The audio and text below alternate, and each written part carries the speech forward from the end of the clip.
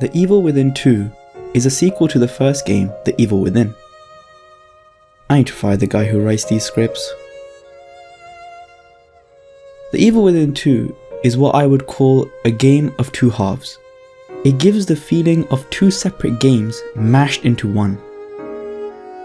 From the antagonists to the atmosphere to the enemies, The Evil Within 2 has two distinct portions to the game. Much like how the game has two halves, I have two very different feelings about the game. The half of the game that I love, and let's just say the other half. So let's get into discussing The Evil Within 2, a game of two halves.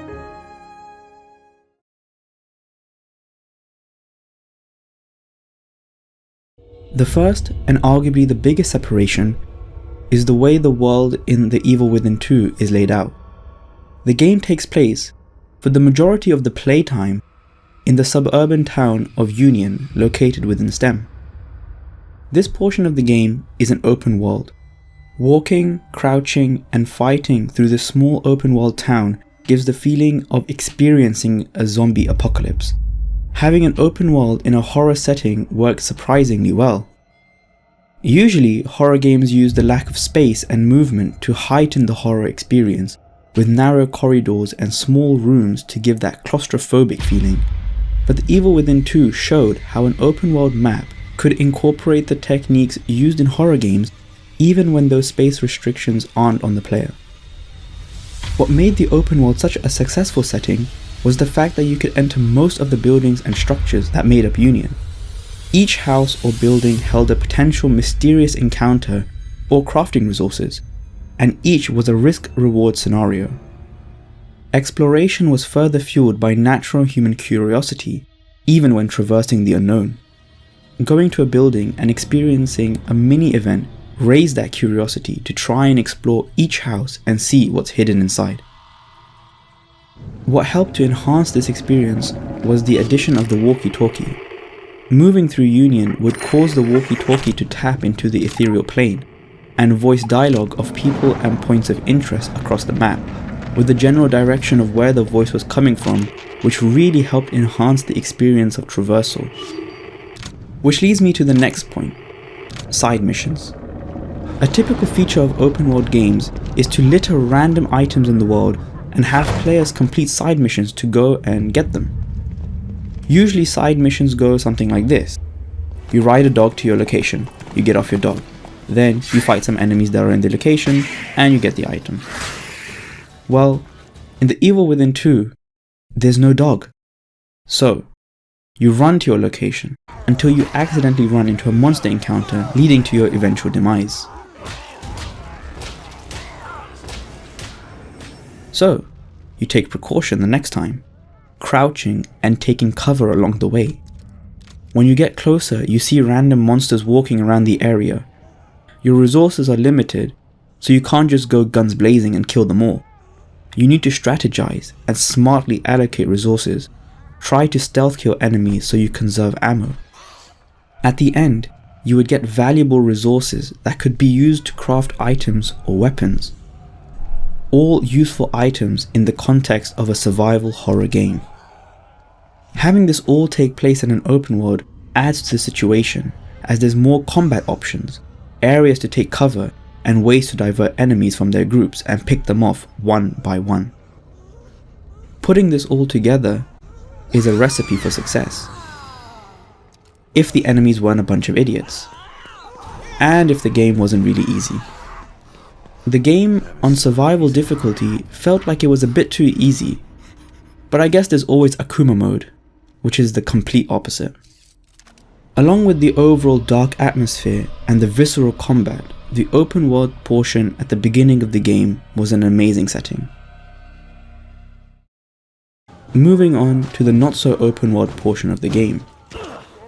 This mainly took place in buildings, giving a more enclosed combat experience. However, there were areas set in open which were linear as well. The semi-open linear combat areas made their way from the first game.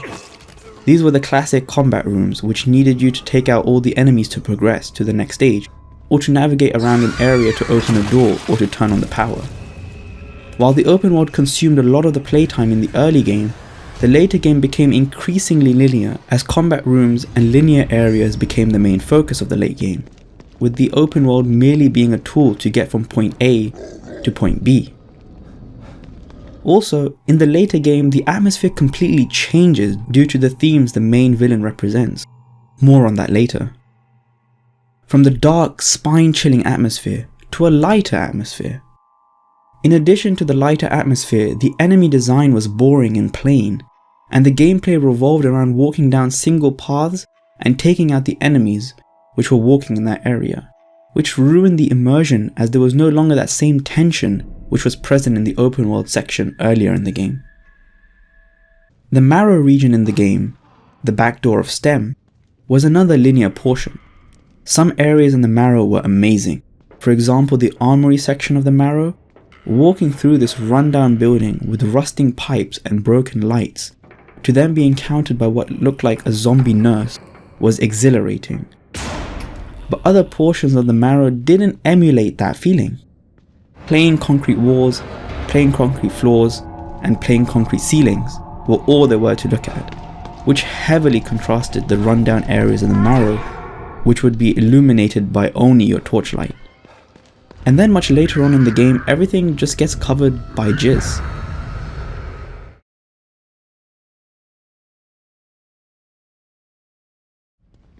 The Evil Within 2 is split into two halves by the two main antagonists. First, we have Stefano Valentini, a former war photographer turned visionary artist, visionary used controversially, who was connected to STEM to add more artistic personalities to the town of Union. They were pretty artistic, to say the least. Stefano Valentini is an interesting character, a person who embodies the atmosphere and ambiance of the first half of the game. Or should I say, the first half of the game is an amplification of him and his persona. The gritty, dark atmosphere is a projection of Stefano and his influence in STEM and on Union. The mysterious nature of Union and other locations such as the mansion highlight his imagination and art style. Journeying through the mansion at the beginning of the game is in essence the same as journeying through Stefano's mind. The corridors are filled with framed portraits of body parts and mutilated corpses. Some rooms are filled with a red hue depicting the dark rooms used to process photographic film. Curtains drape from the ceiling giving a theatrical tone, almost as if we're a character in a performance controlled by the mind of the creator.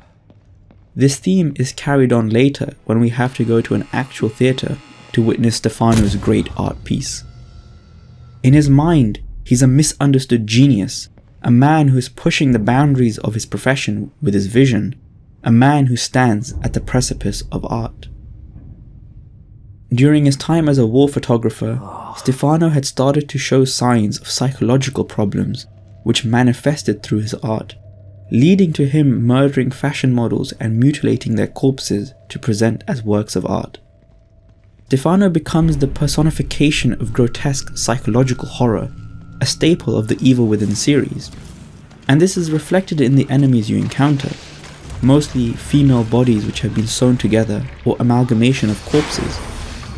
Take for example the Obscura, made from the bodies of women sewn together, attached to an old camera. The design of this enemy is so obscure and yet so representative of Stefano and his idea of beauty. Eventually beating Stefano gave this feeling of, wait, that's it? Surely the game can't be this short. I demand a refund. But the game keeps on going. The second half of the game's main antagonist was Father Theodore. Now Stefano had set a high standard as an antagonist, becoming the psychological horror trope. Father Theodore's character, on the other hand, pales in comparison to the depth that Stefano's character had. Father Theodore is portrayed as this smooth-talking, persuasive preacher who amasses a large cult following with his words, much like a fanatic. It's also through his persuasive talk that he tries to bring you to his side and become his follower. He is hellbent pun intended, on power and getting control of STEM, and from that, the world. Wow, how interesting. This sort of character archetype felt quite boring compared to Stefano and the psychological horror of the first half of the game. This can be seen in the atmosphere in Union and the enemies you face when Theodore becomes the main antagonist in the second half. The game shifts from the dark and mysterious to fire. All enemies are on fire, there's guys shooting fire, and then there's just fire everywhere. The atmosphere is no longer like a survival horror game, just a survival game. And by this point, you have enough resources that you aren't short on anything. Paired with the game not being particularly challenging, it becomes just a game. The only time we confronted anything that was related to horror was when Father Theodore made you go through a boss rush of enemies you had faced in the previous game. Having done it once before, it wasn't very difficult to beat these bosses again.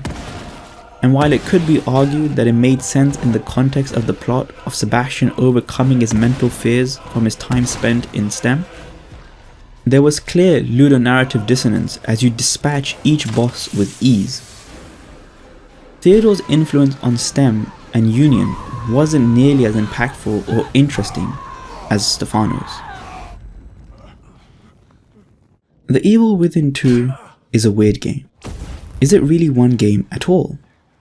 Its storyline is continuous through to the end, but it really feels like two games stitched together, much like the stitched up bodies in the game. On one hand, I absolutely loved it. The idea to have a portion of the game take place in a real open world, pushing further the idea that Silent Hill had, was great.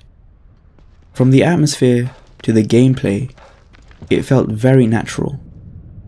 Even the linear portions of the game felt horrifying. To add to that, Stefano Valentini was such an intriguing antagonist. But this is a story of two halves, and sadly, the second half just didn't have the same feeling. The combat still felt visceral, but the atmosphere didn't accompany it. And Father Theodore didn't do much to help. The second half needed salvation, and instead, it was damnation.